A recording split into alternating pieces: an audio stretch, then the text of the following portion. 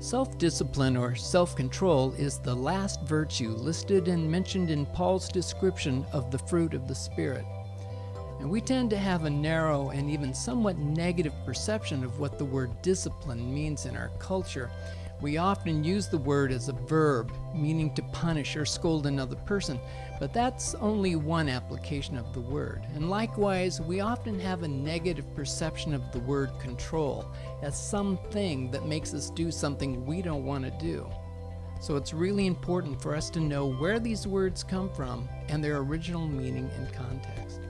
The ancient Greek word used was ingratia, which means inner strength or power. The ancient Greeks, like Aristotle, admired this virtue and saw it as knowing yourself well enough to monitor and control one's emotions, to keep them in balance. And this is probably the way Paul saw and used the word. Over time, this notion of self-discipline has come to be interpreted as a list of don'ts to follow. Don't do this and don't do that.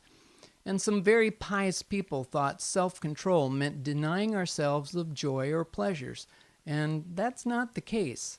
There's nothing inherently wrong with having a good time or feeling good. Self-discipline or self-control means we don't let those worldly pleasures take control over our lives. So what does self-discipline or self-control look like? Now here's some examples.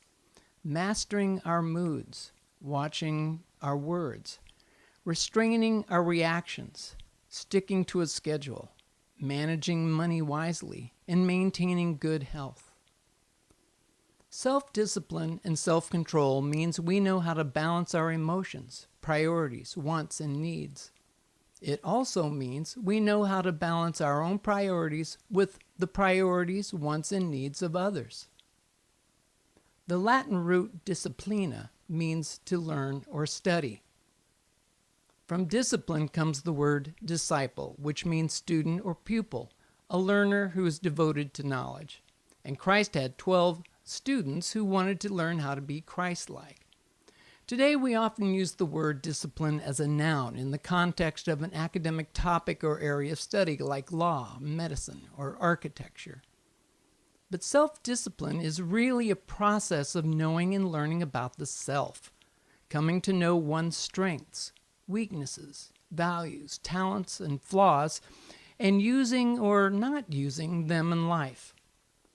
Paul talked about cultivating habits of being, not in the sense of an automatic or mechanized behavior, but as a regular and consistent way of being or behaving in the world.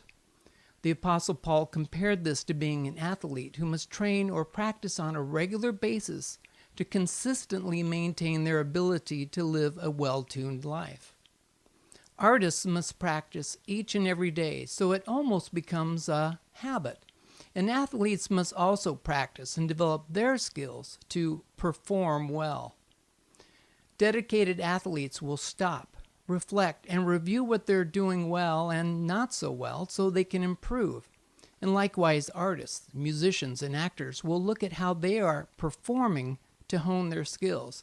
It means pausing and critically looking at what they're doing and not doing.